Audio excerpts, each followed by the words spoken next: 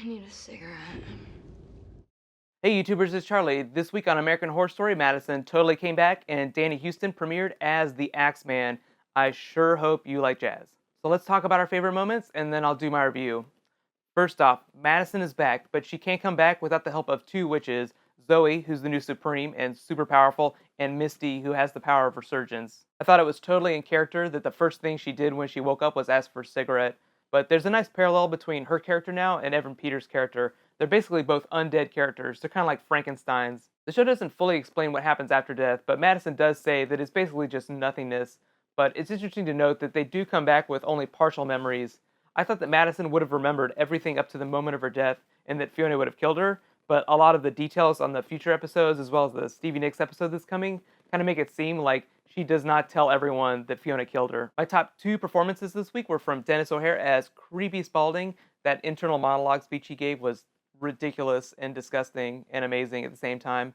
And two from Danny Houston as the Axeman, who is my new favorite guest star on the show. I liked him better than Ian McShane's guest star run last year on Asylum. The Axeman was basically a normal person back in 1919, at least until the witches killed him and he became a spirit. So he's just a normal serial killer, but now that he's back, he's basically a normal person again. He doesn't have any special supernatural abilities. He's only going to be on for a couple of episodes, so his story is basically going to be over really soon. I actually found that spirit board scene to be a little bit funny. It was really unclear as to why Danny Houston was able to physically move that glass around the board. If he was able to control things physically, then don't you think that he'd be throwing stuff around the house all the time? Because he's really been locked there since 1919.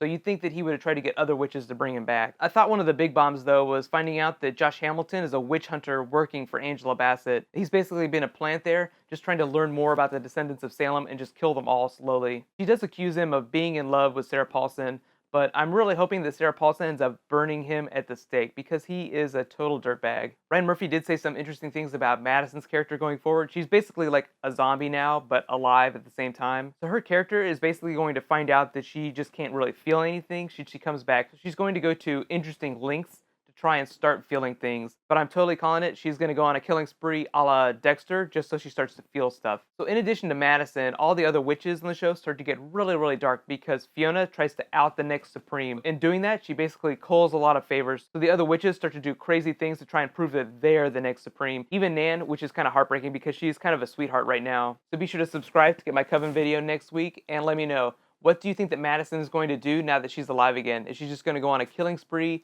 Or she's just going to get really, really weird. So because I have so many videos and so much Doctor Who stuff going on the next couple of days, I just pushed my next Game of Thrones Season 4 preview till Saturday. That'll be for TYWIN Lannister. Also check the description for an updated schedule through the next couple of days. I'll have all the videos and when I'm going to be posting them. Right now, click here to learn more about Coven this season, and click here to learn more about The Walking Dead this season. The Governor is totally coming back this Sunday. So thanks for watching. I'll see you guys tonight. High fives.